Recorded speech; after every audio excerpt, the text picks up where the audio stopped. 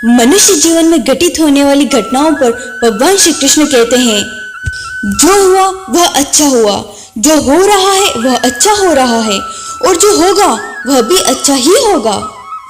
हे मनुष्य, तुम्हारा क्या गया जो तुम रोते हो? तुम क्या लाए थे जो तुमने खो दिया? तुमने क्या पैदा किया था जो नष्ट हो गया? तुमने जो लिया यहीं से लिया, जो दिया यहीं पर दिया। जो आज तुम्हारा है कल किसी और का होगा, क्योंकि परिवर्तन ही संसार का नियम है। जीवन न तो भविष्य में है न ही अतीत में है, जीवन तो बस इस पल में है। जन्म लेने वाले के लिए मृत्यु उतनी ही निश्चित है जितनी कि मरने वाले के लिए जन्म लेना। इसलिए जो अपरिहार्य है उस पर शोक नहीं करना चाहिए।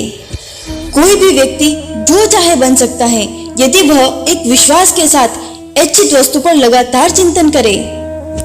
भगवान श्री कृष्ण कहते हैं, मैं सभी प्राणियों को एक समान रूप में देखता हूँ। मेरे लिए ना कोई कम प्रिय है ना ही कोई ज्यादा, लेकिन जो मनुष्य मेरी प्रेम पूर्वक आराधना करते हैं वो मेरे भीतर रहते हैं और मैं उनके जीवन में आता हूँ। मनुष्य अपने विश्वास से निर्मित होता है, जैसा वह सोचता है वैसा वह बन जाता है। फल की अभिलाषा को छोड़कर कर्म करने वाला पुरुष ही अपने जीवन को सफल बनाता है। हे मनुष्य, क्रोध से ब्रह्म पैदा होता है और ब्रह्म से बुद्धि व्यग्र होती है। जब बुद्धि व्यग्र होती है तब तर्क नष्ट हो जाता है, और जब तर्क नष्ट होता है तब व्यक्ति का पतन निश्चित है। मेरा तेरा, छोटा बड़ा, अपना पराया मन से मिटा दो, फिर सब तुम्हारा और तुम सबके। सदैव संदेह करने वाले व्यक्ति के लिए प्रसन्नता न इस लोक में है न ही परलोक में। जो लोग मन को नियंत्रित नहीं कर सकते उनके लिए वह शत्रु के समान काम करता है।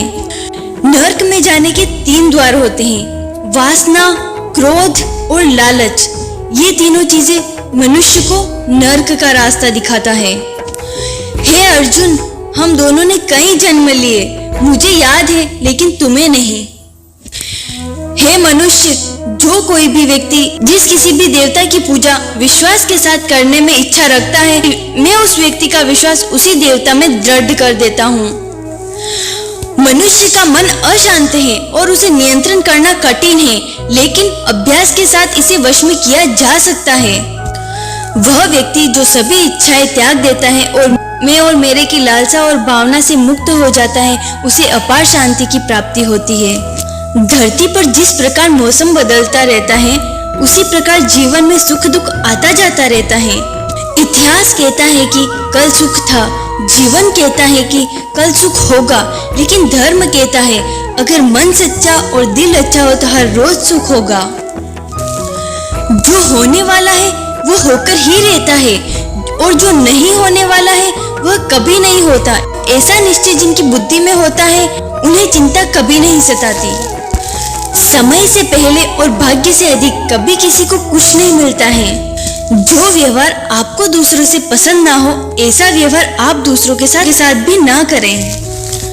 जब जब इस धरती पर पाप, अहंकार और अधर्म बढ़ेगा तो उसका विनाश कर पुनः धर्म की स्थापना हेतु मैं अवश्य अवतार लेता रहूंगा।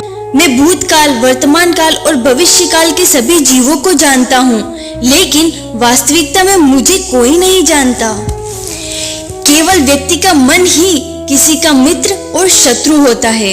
वह व्यक्ति जो अपनी मृत्यु के समय मुझे याद करते हुए अपने शरीर को त्यागता है वह मेरे धाम को प्राप्त होता है, इसमें कोई संशय नहीं। अच्छे कर्म करने के बावजूद भी लोग केवल आपकी बुराइयां ही याद रखेंगे, इसलिए लोग क्या कहते हैं इस पर ध्यान मत दो, तुम सिर्फ अपना काम करते रहो। मनुष्य को परिणाम की चिंता किए बिना लोभ, लालच और निस्वार्थ और निष्पक्ष होकर अपने कर्तव्यों का पालन करना चाहिए। मानव कल्याण ही भगवत गीता का प्रमुख उद्देश्य है, इसलिए मनुष्य को अपने कर्तव्यों का पालन करते समय मानव कल्याण को प्राथमिकता देनी चाहिए। मनुष्य को जीवन की चुनौतियों से भागना नहीं चाहिए और न ही भाग्य और ईश्वर की इच्छा जैसे बहानों का प्रयोग करना चाहिए। परिवर्तन ही संसार का नियम है। एक पल में लगता है कि करोड़ों के मालिक है और दूसरे ही पल लगता है कि हमारे पास तो कुछ भी नहीं है। अपने आप को भगवान के प्रति समर्पित कर दो। यही सबसे बड़ा सहारा है। जो कोई भी इस सहारे को पहचान गया वह डर, चिंता और दुखों से आजाद रहता है। न तो ये शरीर तुम्हारा है, न ही तुम इस शरीर के मालिक हो। यह शरीर 5 तत्वों से बना है, आग, जल, वायु, पृथ्वी और आकाश। एक दिन यह शरीर इन्हीं 5 तत्वों में विलीन हो जाएगा। जब इंसान अपने काम में आनंद खोज लेते हैं तब वे पूर्णतः प्राप्त करते हैं। तुम क्यों व्यर्थ में चिंता करते हो? तुम क्यों भयभीत होते हो? कौन तुम्हें मार सकता है? आत्मा न कभी जन्म लेती है, न ही कोई उसे मार सकता है। यही जीवन का अंतिम सत्य है। हे मानव, मैं धरती का सुगंध हूँ, मैं अग्नि की ऊष्मा हूँ। सभी जीवित प्राणियों का जीवन और सन्यासियों का आत्म संयम भी मैं ही हूँ। मन की गतिविधियां, होश, श्वास और भावनाओं के माध्यम से भगवान की शक्ति सदा तुम्हारे साथ है। प्रबुद्ध व्यक्ति के लिए गंदगी का ढेर, पत्थर और सोना सभी एक समान है। हे मानव, बुद्धिमान व्यक्ति को समाज कल्याण के लिए बिना आसक्ति के काम करना चाहिए।